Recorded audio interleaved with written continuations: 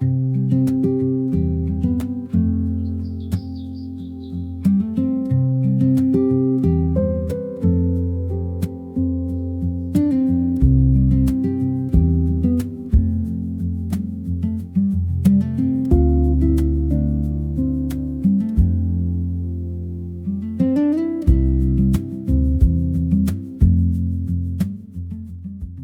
everyone, and welcome back to Deco MYLA channel. I often see tiny houses and studio apartments across the US, UK, and Canada, and I often hear the same thing from people our age. I want to move to a smaller house, but I don't want to feel trapped. It's a valid fear. We've spent years accumulating memories and belongings, and the idea of fitting them into a 400 square foot space feels impossible. But over the years of observing these spaces, I've realized that it's not about how much furniture you put in, it's about how much empty space you leave. Today, we're going to talk about mastering that empty space, or as designers call it, negative space, and how it can make a tiny studio feel truly luxurious and spacious.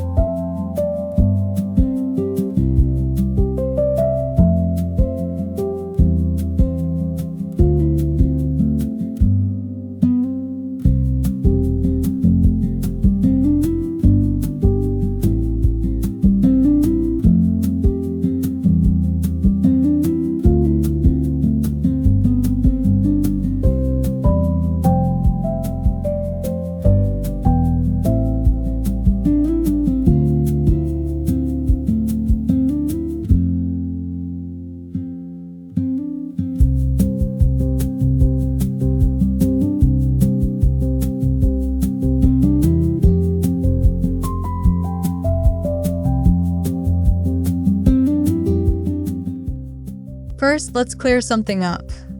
Negative space isn't just unused space. It's not a failure to fill a corner. Think of it like the silence between notes in a beautiful piece of music or the white margins around the text in a book. Without those silences or margins, the music is just noise and the book is unreadable. In your apartment, negative space is what allows your eye to rest and your brain to appreciate the things you do have. It gives your home its rhythm and its calm. Mastering this isn't about being a strict minimalist. It's about becoming a thoughtful curator of your own environment.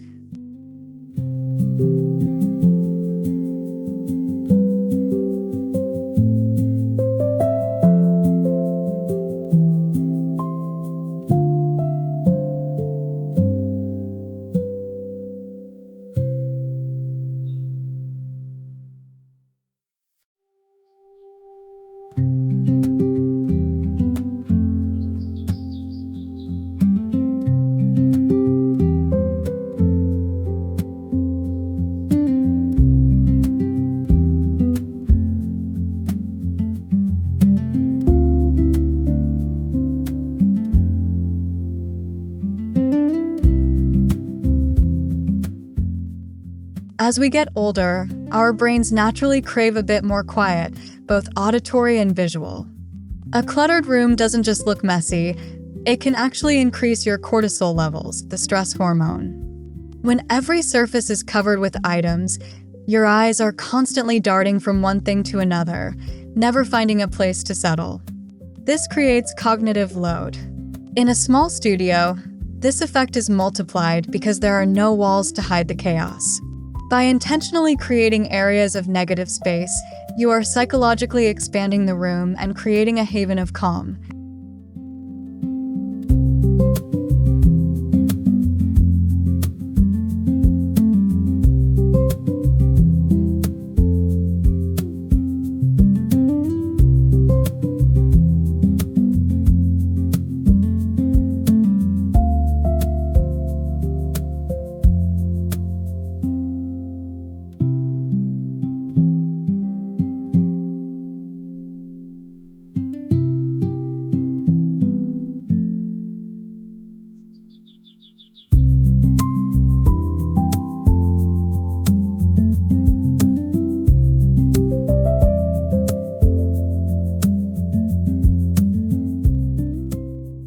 Before we can talk about layouts, we have to talk about stuff.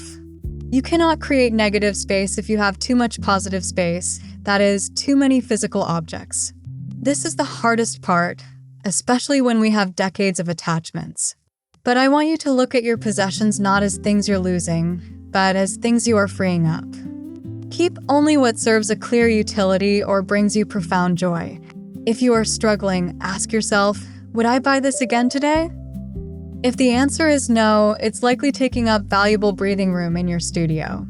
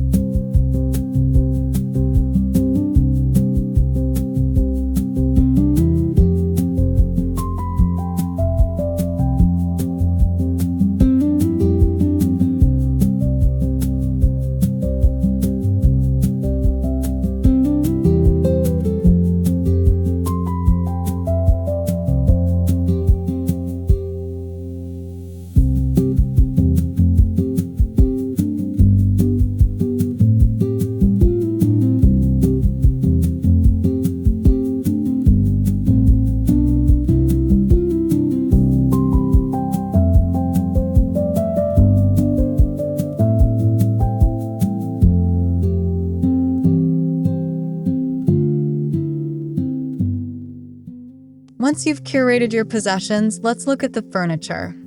The most common mistake I see in studios is pushing every piece of furniture against the walls in an attempt to open up the center of the room. This actually has the opposite effect. It creates a waiting room vibe and highlights the room's boundaries.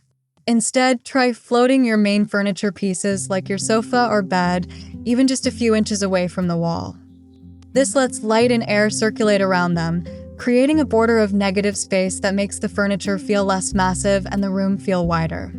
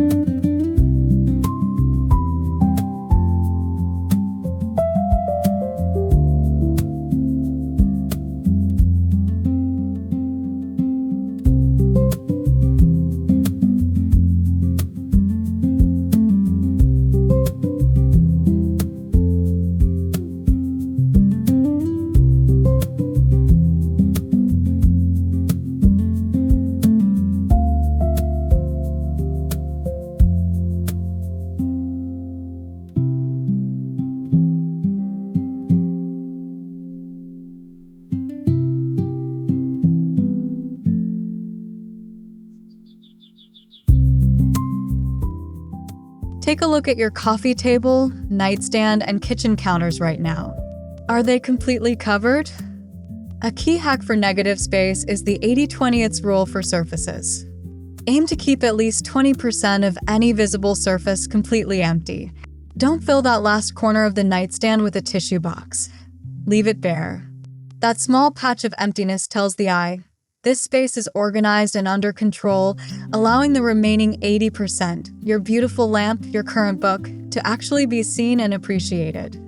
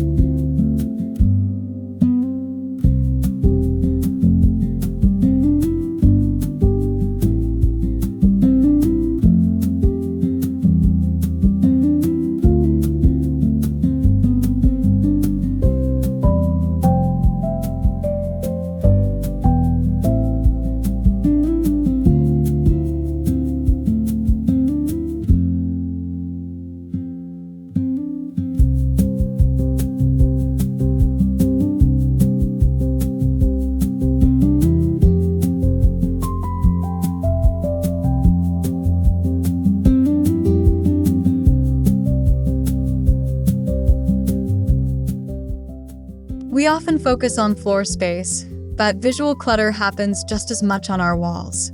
If you have crowded gallery walls or shelves packed to the brink from floor to ceiling, the room will feel oppressive. Vertical negative space is the blank wall space above your furniture.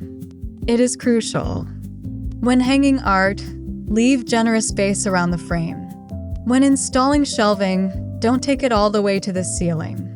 Leaving that upper foot of the wall empty creates a headroom effect, psychologically lifting the ceiling.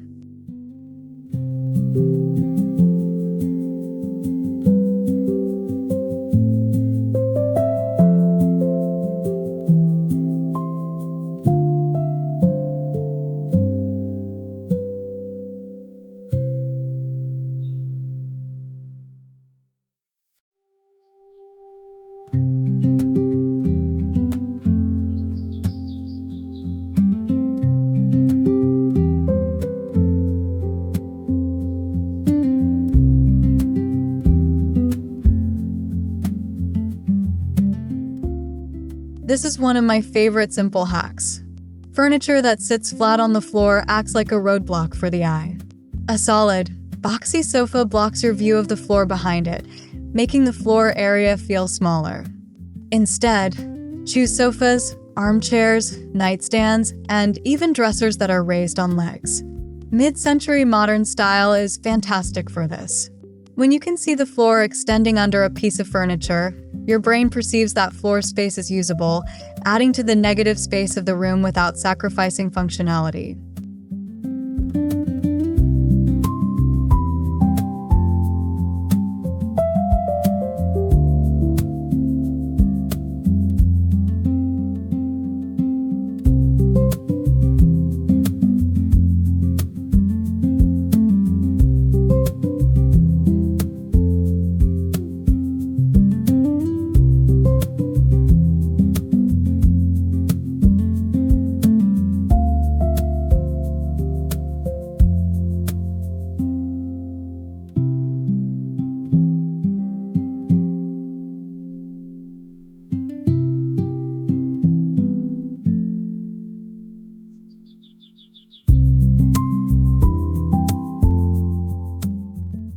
Another way to create the illusion of negative space is by using materials that the eye can travel through.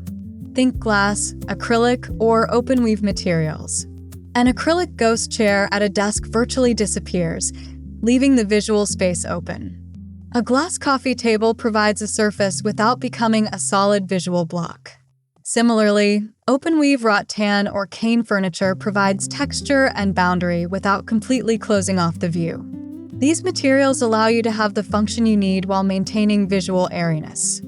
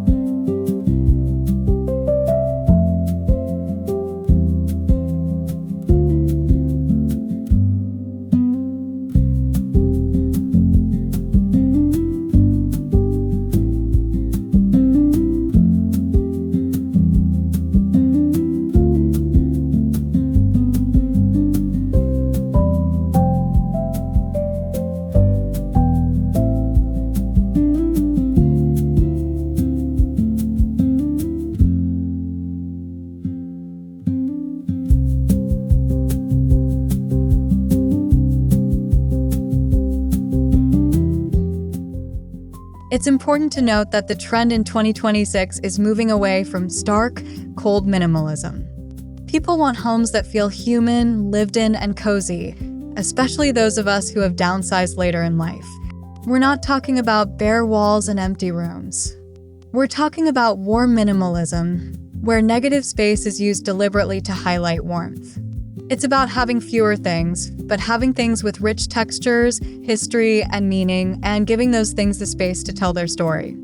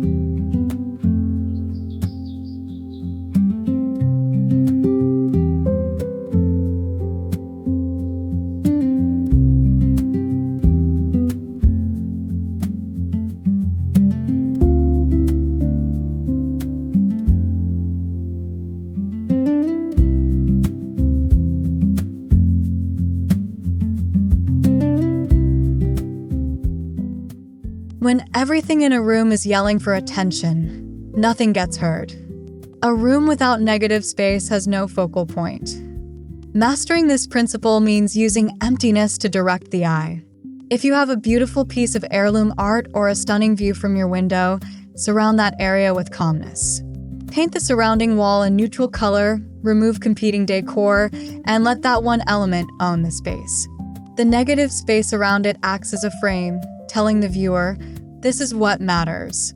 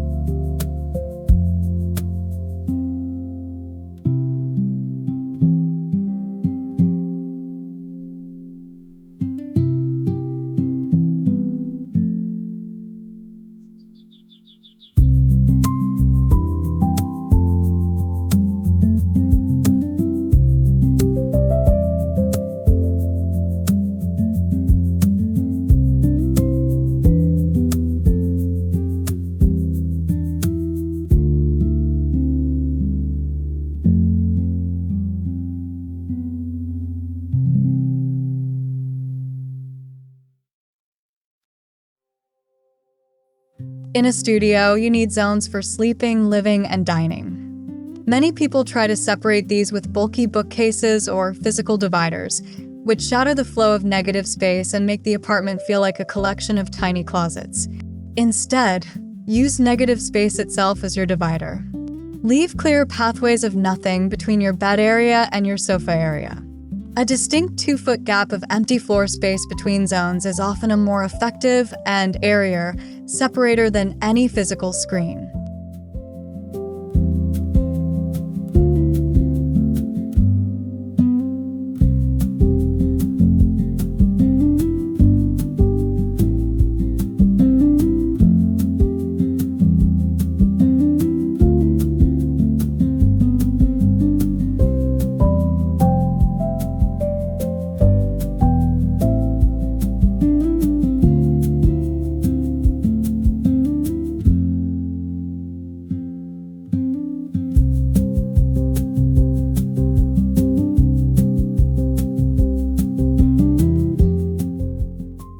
Negative space isn't just physical geometry. It's also about perception. Poor lighting can make even an empty corner feel closed in and cluttered with shadows. Good lighting expands the perception of space. In 2026, we're seeing a shift toward warmer, layered, smart lighting. Use warm LED strips behind furniture or shelves to create a glow that seems to push the walls back. Illuminate corners softly to eliminate shadows, turning dark, dead corners into usable visual negative space.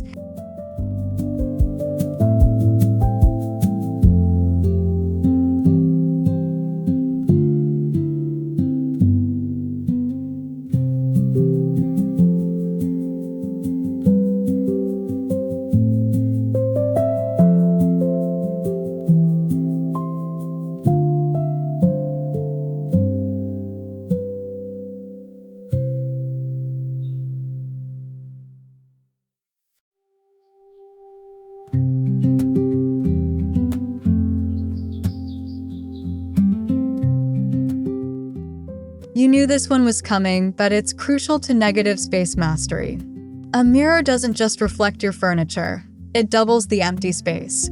When placed strategically, such as opposite a window or in a narrow entryway, a mirror reflects the blankness of the ceiling or a pathway, instantly doubling the perceived negative space in that direction. It breaks the solid boundary of the wall, creating an illusion of depth where the room seems to continue into a quiet reflection.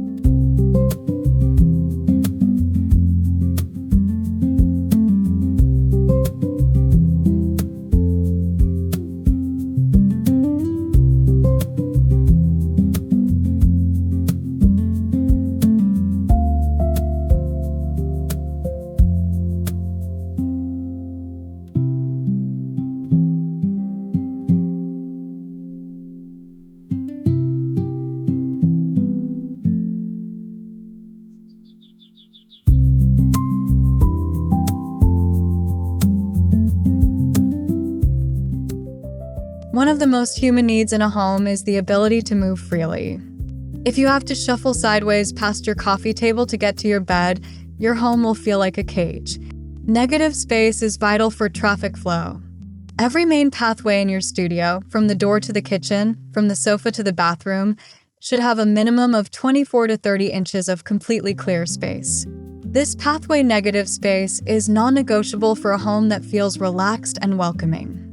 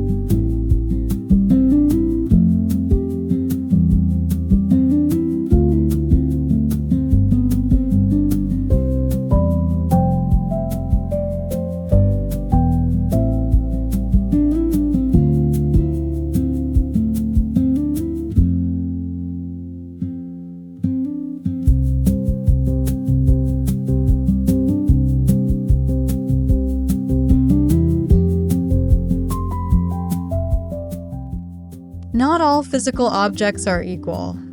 Color, texture, and density determine an object's visual weight. A bulky black leather sofa has an immense visual weight, sucking up the air in a room. A pale linen sofa of the same size feels much lighter. To master negative space, you must balance visual weight. If you have one visually heavy object, like a dark wood armoire, balance it by keeping the surrounding area very sparse and using lighter colors elsewhere.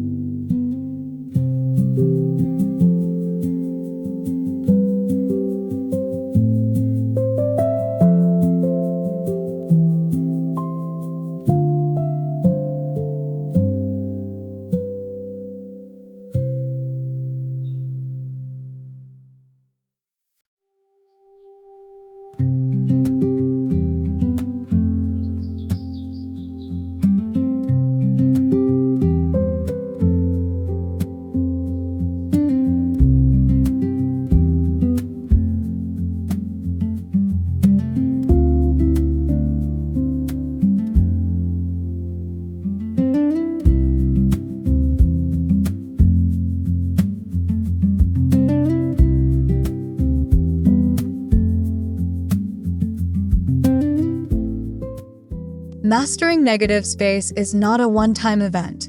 It's a lifestyle habit. As we live, we naturally acquire things, new books, gifts, souvenirs. To keep your studio breathable, you must practice regular edits. If a new vase comes in, perhaps an old one goes into closed storage. Many tiny dwellers over 50 find success with a seasonal rotation, keeping only a few meaningful items on display at a time and rotating them to keep the space fresh without ever letting it become cluttered.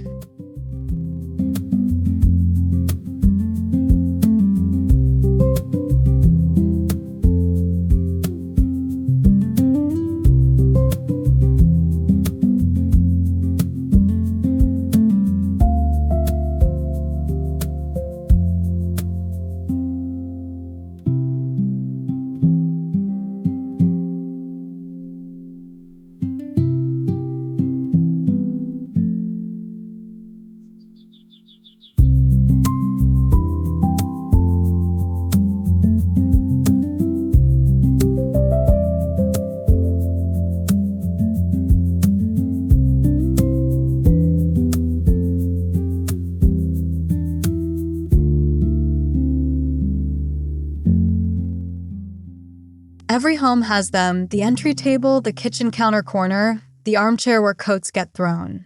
These are your active clutter hazards, and they are negative space assassins. To combat this, give yourself one and only one designated hidden drop zone.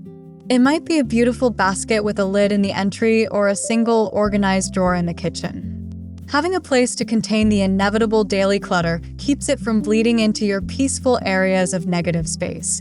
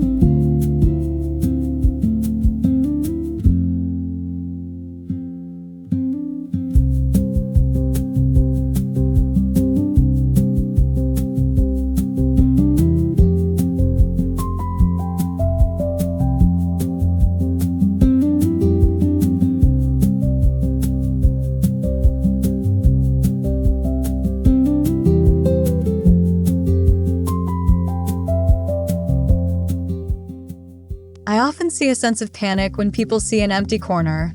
They feel a compulsion to buy a plant, a floor lamp, or an accent table to fill it. I want to encourage you to resist that urge. Sit with the emptiness for a while. Notice how the empty corner allows the rest of the room to feel less frantic.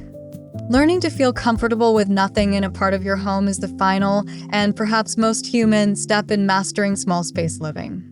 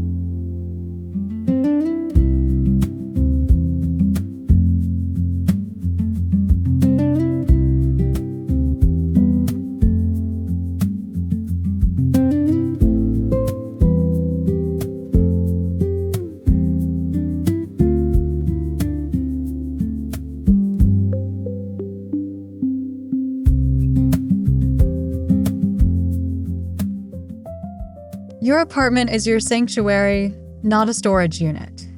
It is a space for you to rest, reflect, and live, and that requires room to breathe. By thoughtfully curating your possessions and intentionally incorporating negative space into your layout, you're not making your home feel empty. You're making it feel expansive, calm, and sophisticated. Don't be afraid of the blank wall or the empty corner. Embrace them as essential elements of a luxurious, human-centered home. If you found these opinionated layout hacks helpful, Please subscribe to the channel for more original content on making tiny spaces feel huge, and share your thoughts in the comments below.